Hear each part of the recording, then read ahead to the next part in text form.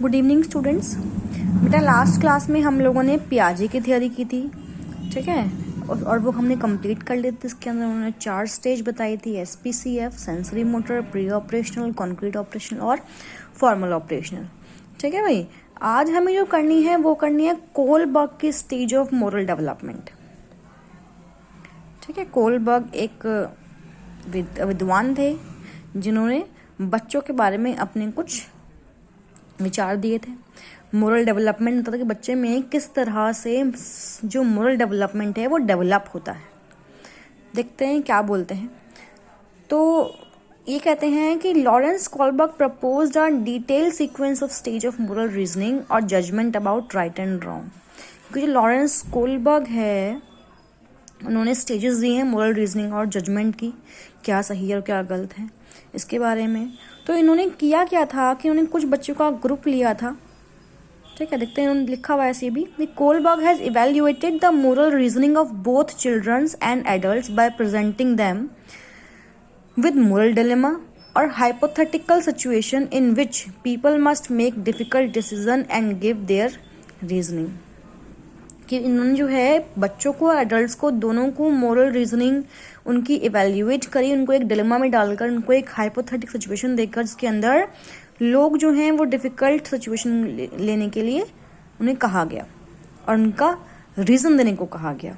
ठीक है, तो उन्होंने एक हाइंस की स्टोरी बहुत फेमस है इनके लिए, कोलबर्ग ने दी थी बच्चों के सामने कि भाई हाइंस एक इंसान है, उसकी वाइफ हॉस्पिटल में एडमिट है और उसको बचाने के लिए उसको एक दवाई चाहिए जो डॉक्टर ने प्रिस्क्राइब करी और वो सिर्फ एक ही जगह मिलती है, कहीं और नहीं मिलती है।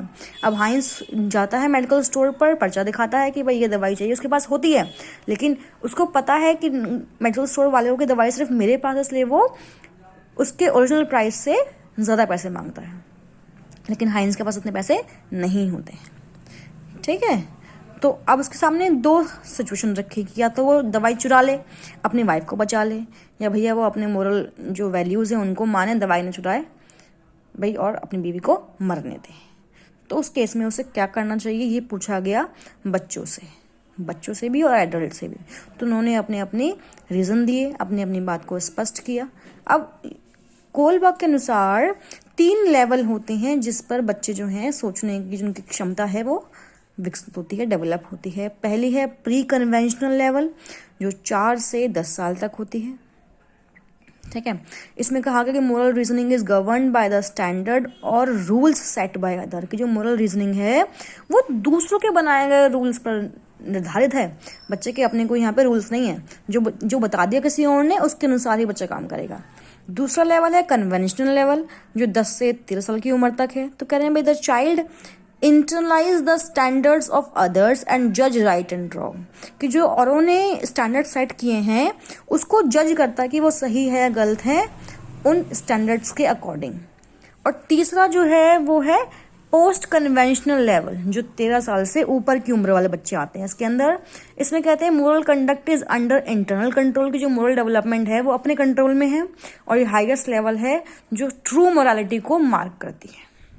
ये 3 लेवल हैं, लेकिन इन 3 लेवल के अंदर भी 2-2 स्टेज हैं। तो जो पहला लेवल है प्री कन्वेंशनल लेवल, इसके अंदर स्टेज 1 है जो कि पनिशमेंट ओबीडियंस है। कि behaviour that avoid punishment is right. कि मतलब वो चीज़ें जो जिससे पनिशमेंट ना मिले बच्चा वो काम करके खुश है। तो children obey out of fear of punishment. कि चिल्ड्रन जो भी बात मानेगा, जो भी काम करेगा वो पनिशमेंट के डर से करेगा कि भाई मैं काम करूंगा तो मुझे पनिशमेंट ना मिले। दूसरा है market exchange self interest. Market exchange में क्या है कि भाई टिट फॉर टैट। कि भाई जिससे मुझे रिवॉर्ड मिलेगा मैं वही काम करूंगा, तुम मुझे अपना लंच दो मैं तुम्हारे साथ अपना लंच शेयर करूंगा, या तुम मुझे बुक दो मैं तुम्हारी हेल्प करूंगा, इस तरीके से। ठीक है भाई,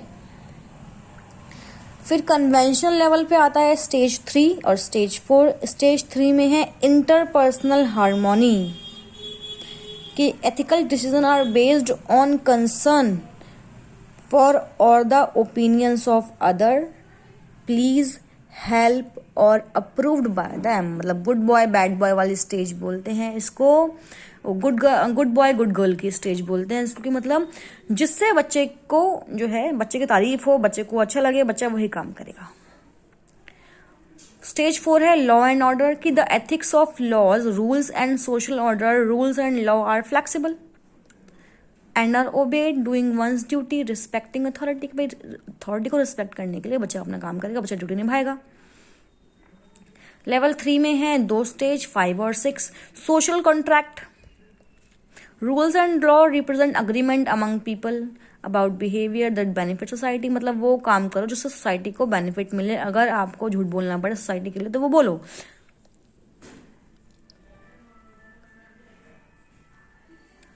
सिक्स्थ क्या है यूनिवर्सल प्रिंसिपल की वो लॉ जो दुनिया के लिए अच्छे हो। जैसे गांधी ने जो काम किए वो दुनिया के लिए अच्छे थे। रूल्स ब्रेक करे तो वही दुनिया के लिए अच्छे थे। ये आपका हायर स्टेज है सोशल लेवल का। Ethics are determined by abstract and general principles that surpass society rules. जितने भी एथिक्स होते हैं वो एब्स्ट्रैक्ट जनरल प्रिंसिपल से आते हैं जो कि सोसाइटी का रूल को सरपास करते हैं। ठीक है भाई, तो ये 3 लेवल और 6 स्टेज हैं जो कोलबर्ग की थ्योरी में आते हैं और बहुत इंपॉर्टेंट हैं ये 6 के 6 स्टेज। डायरेक्ट क्वेश्चन यहाँ से पूछे जाते हैं। ठीक है भाई, सीटेट में भी और आपके बीएड के एग्जाम में भी। ठीक है, कोलबर्ग आपका पियाजे वाइगॉत्स्की ये सारे वो लोग हैं जिनकी थ्योरी जो है वो बहुत इंपॉर्टेंट है। चलो अभी देखते हैं इन स्टेजेस को अलग अलग करके क्या लिखते हैं। तो लेवल 1 में था प्री कन्वेंशनल मोरल रीजनिंग। ठीक है भाई, जजमेंट जो थी वो बेस्ड थी पर्सनल नीड पर और बाकी के रूल्स पर, बाकी लोगों के रूल्स पर। तो स्टेज 1 जो है वो था पनिशमेंट ओबीडियंस ओरिएंटेशन। क्या rules are obeyed to avoid punishment. कि रूल्स मम्मी पापा ने बना दिए कि भाई ये काम नहीं करना तो मतलब नहीं करना, तो मम्मी पापा की बात मानने के लिए बच्चा वो काम नहीं करेगा। अ गुड और bad action is determined by it's physical consequence. In level 1 individuals focus on the direct consequence of their action on themselves. कि बच्चा जो है वो अपने काम को सीधा सोचता है कि अगर मैं आज घर से बाहर गया तो आने के बाद डांट पड़ना निश्चित है, अगर मैंने पढ़ाई नहीं करी तो मम्मी मारेगी पकड़ के। For example an action is perceived as morally wrong. कि एक एक्शन जो है वो आपको मोरली गलत बताता है because the perpetrator is punished. कि करने वाला जो है उसको सजा मिली है। भाई काम क्या किया उससे मतलब नहीं है, सजा अगर मिली है तो काम गलत किया होगा। The last time I did that I got spanked so I will not do it again. The worse the punishment for the act is more bad the act is perceived to be. It is egocentric, lacking recognition that others' point of view are different from one's own. There is difference to superior power or prestige. तो यहाँ पे कह रहे हैं कि भाई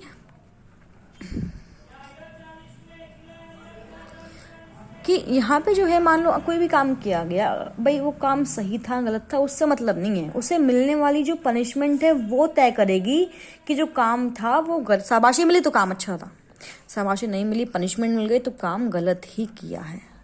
ठीक है भाई, ईगो सेंट्रिक होता है, अपनी कोई पहचान नहीं होती है, जो दूसरों रूल सेट करें वही अपनाने होते हैं। ये था आपका stage 1 punishment obedience orientation. Stage 2 है नेवली ईगोस्टिक ओरिएंटेशन और पर्सनल रिवॉर्ड ओरिएंटेशन। तो इसमें कह रहे हैं it shows a limited interest in the needs of other. कि भाई इसके अंदर दूसरे के चाहते हैं, इसमें हमें इंटरेस्ट नहीं है।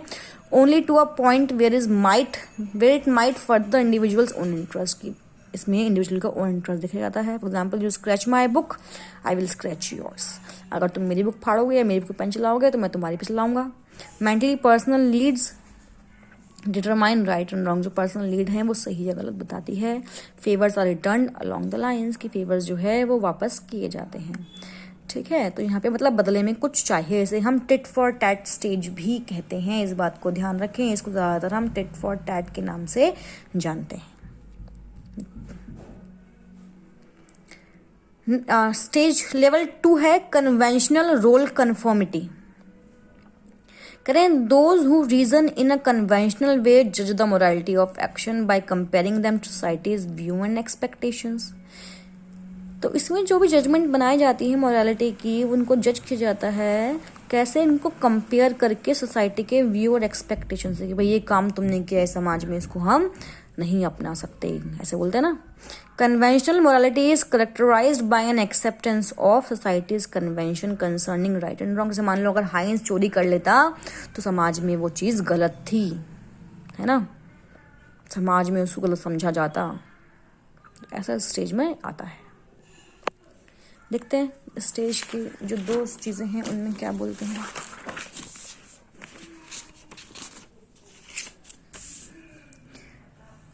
तो स्टेज 3 है good boy nice girl orientation. मैंने बताया ना गुड बॉय गुड गर्ल की स्टेज है। तो करें इन stage 3 the self enter society bye feeling social rules की, मतलब जो बच्चा समाज के नियम को मानता है वो बच्चा बहुत अच्छा है। Individuals are receptive to approval और डिसअप्रूवल फ्रॉम अदर्स, के जो इंडिविजुअल है वो चाहता है कि वो सामने वाला जो है उसको अप्रूव करे या डिसअप्रूव करे, वो रिफ्लेक्ट करता है सोसाइटी के अकॉर्डिंग। ठीक है भाई, they try to be a good boy और nice girl to live up to these expectation, कि भाई जो बच्चा है वो गुड बॉय या नाइस गर्ल बनने की कोशिश में बाकी को एक्सपेक्टेशंस को पूरा करता है, having learn that there is inherent values in doing so. Stage 3 reasoning may judge the morality of an action by evaluating its consequence in terms of person's relationship, which now begin to include their things like respect, gratitude, and the golden rule. I want to be liked and thought well of. Apparently, not being naughty makes people like me desire to maintain rules, and authority exists only to further support these social rules. तो जो ये इतनी सारी कहानी हमने पढ़ी इसको समझने के लिए सिर्फ एक सिंपल सा एग्जाम्पल है कि बचपन में जब हम छोटे थे और स्कूल जाया करते थे तो हम चाहते क्या थे कि हमारे जो टीचर है वो हमें लाइक करे, जो भी हम काम कर रहे हैं वो उसको पसंद आए, वो हमें शाबाशी दे, है ना। तो हमने क्या किस लिए काम किया, टीचर को खुश करने के लिए, है ना। तो यहाँ पर वही है कि हम वो सब काम करते समाज में हमारी प्रतिष्ठा बनी रहे, हमें इज्जत मिले, समाज हमारी तारीफ करे। तो समाज है क्या, ये समाज वो लोग हैं जो हमारे आसपास रहते हैं, हमारे घर वाले, रिश्तेदार, पड़ोसी, इधर वाले उधर वाले, ठीक है ना। तो इसमें हमें ये करना होता है। उसके बाद क्या, authority and social order maintaining orientation और लॉ एंड ऑर्डर ओरिएंटेशन। इसमें क्या है, it is important to obey laws, dictum and social convention because of their importance in maintaining a functioning society, कि जितने भी लॉ एंड रूल्स बनाए गए हैं वो निभाने, वो ओबे करने जरूरी हैं। क्यों जरूरी है, ताकि समाज का जो काम है वो सही ढंग से बने रहे, समाज के फंक्शनिंग को मेंटेन करने के लिए। ठीक है भाई, कह रहे हैं कि भाई moral reasoning in stage 4 is thus beyond the need for individual approval exhibited in stage 3। Society must learn to transcend individual need, laws are absolute, authority must be respected and social order maintained, कि जो भी authority के जितने भी नियम कानून बनाए हैं उसको हमें रिस्पेक्ट देना है और सोशल ऑर्डर को मेंटेन करना है। ये स्टेज पूरा था कि भाई हाइंस को चोरी नहीं करनी चाहिए बिकॉज समाज में उसके बदनामी होगी, समाज हमें इसकी परमिशन नहीं देनी चाहिए देता। इस बात, ये वाली बात जो है वो इस स्टेज में आएगी। ठीक है, तो यहाँ कहें कि हाइंस की अगर हम बात करें तो इस वाली स्टेज का बच्चा क्या कहेगा कि समाज में हमें रहना है तो समाज के नियम कानून को मानना पड़ेगा, वरना समाज में आपकी बदनामी भी हो सकती है। तो इसलिए समाज को देखते हुए हाइंस को अपनी बीवी को मरने देना चाहिए, उसे चोरी नहीं करनी चाहिए। लेवल 3 जहाँ पे आता है, इसमें है पोस्ट कन्वेंशनल या self accepted moral principles. There is a growing realization that individuals are separate entities from society. तो यहाँ पे तक आते आते बच्चा रियलाइज कर लेता है कि जो इंडिविजुअल हैं वो सोसाइटी से जरूर से अलग हैं और इंडिविजुअल्स जो हैं उनकी सबकी अपनी पहचान है। ठीक है, सबके अपने अपने पॉइंट ऑफ व्यूज होते हैं, वो रूल्स को तोड़ सकते हैं, अपने प्रिंसिपल्स बना सकते हैं। ये जो लोग हैं, पीपल हैं, live by their own abstract principle, सबके अपने अपने प्रिंसिपल हैं। ठीक है, सही या गलत के बारे में सबकी अपनी अपनी सोच है। Principle that typically include such basic human right is as life, liberty and justice. ठीक है भाई, तो प्रिंसिपल्स वो होने चाहिए इसके अंदर इंसान के अपने ह्यूमन राइट हों लाइफ के तौर पर, लिबर्टी और जस्टिस के लिए। People who exhibit post convention morality view rules as useful. ठीक है भाई, तो यहाँ पे कह रहे हैं peoples who exhibit post conventional morality view rules as useful but changeable mechanism. Ideally, rules can maintain the general social order and protect human rules. Right are not absolute dictates that must be obeyed without question. कि rules हैं लेकिन humans के लिए हैं. rules को बिना किसी सवाल के obey करना ये समझदारी नहीं है. रूल्स पर भी सवाल खड़े हो सकते हैं. अगर वो ह्यूमंस के लिए सही है तो ही उन्हें ओबे करना चाहिए, अदरवाइज नहीं. तो इसमें 2 स्टेज हैं, स्टेज 5 और स्टेज 6. पहली है कॉन्ट्रैक्चुअल लीगलिस्टिक ओरिएंटेशन.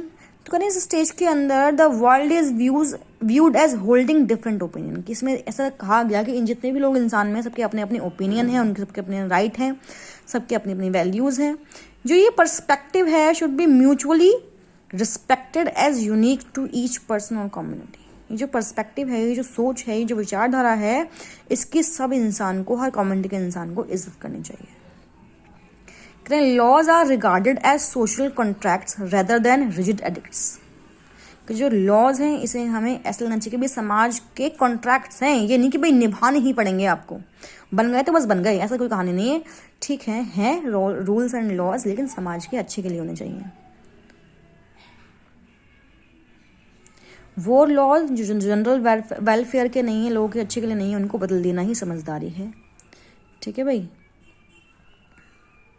तो रूल्स वो हों जो मैक्सिमम नंबर लोगों के लिए अच्छे हों. The greatest good for the greatest number of people. ठीक है भाई. ये आपकी स्टेज 5 थी. स्टेज 6 क्या है? The morality of individual principles of conscience universal ethical principle. इसमें कहते हैं कि in stage 6 moral reasoning is based on abstract reasoning using universal ethical principle. कि भाई जो मोरल आपकी जो रीजनिंग है वो एब्स्ट्रैक्ट रीजनिंग पर आधारित हो, यूनिवर्सल एथिकल प्रिंसिपल देखते. मतलब खाली आपका समाज ना है, आपका राष्ट्र ना है, पूरा का पूरा जो यूनिवर्स है वो उसके अंदर इंक्लूडेड है. Laws are valid only in so far as they are grounded in justice. कि लॉज वैलिड कब हैं? जब सबको जस्टिस मिले. ठीक है. Commitment to justice carries with it an obligation to disobey unjust law. कि जो आपके जो कमिटमेंट जस्टिस के लिए उसके अंदर ये भी आता है कि आप डिसओबे भी कर सकते हैं उस लॉ को जो जस्टिस ना दे. In this way action is never a mean but always an end in itself. The individual acts because it is right. कि इंडिविजुअल जो है वो काम करता है, उसको मानता है लॉ को बिकॉज वो ठीक है, और अगर नहीं मानता बिकॉज इट इज इंस्ट्रूमेंटल. मतलब क्या, बस लिखा हुआ है वो कागज के अंदर, उसको एक्सपेक्ट करते हैं, वो लीगल है इसलिए उसको हमें लॉ को मानना नहीं चाहिए. वो अच्छा है लोगों के भले के लिए, इसलिए हमें इसको मानना चाहिए. करें Kohlberg insisted that stage 6 exist he found in difficult to identify individuals who constantly operated at that level. कहते हैं कि भाई बहुत कम लोगों, ज़रूर नहीं है कि भाई 6 जो स्टेज है वो सब लोगों में. ठीक है. आपको जो है बहुत कम लोगों में जो है ये मिलेगी, लेकिन इसका मतलब ये नहीं कि ये एग्जिस्ट नहीं करती. एग्जिस्ट करते. जितने भी लोग हमारे स्वतंत्र वो उसमें हमारे इंडिपेंडेंस मूवमेंट में इंक्लूडेड थे, उन सब में ये स्टेज पाई गई थी. खासकर गांधी जी आपके हो गए, भगत सिंह हो गए, उन सब में ये स्टेज थी. ठीक है. अब क्या हुआ, क्या नाम है, इसमें क्रिटिसिज्म भी है. ठीक है. कि लोगों ने इसको क्रिटिसाइज भी किया बहुत. चलो इसको हम अगली नेक्स्ट क्लास में करेंगे. आज जो है वो आपको कोहलबर्ग कौन थे, क्या उनकी थ्योरी थी, कितनी उसमें स्टेज थी, कितने उसमें लेवल थे, हर स्टेज पर क्या कहा गया, ये आप लिखेंगे विद एग्जाम्पल. सही है. आपको ये स्टेज समझ में आनी चाहिए. सारी की सारी नहीं आती हैं तो आप मुझे बताएं, मैं इस पर दोबारा से वीडियो बना दूंगी या दोबारा से आपको समझा दूंगी. ठीक है. इसको आप ध्यान से सुने. ठीक है. Thank you.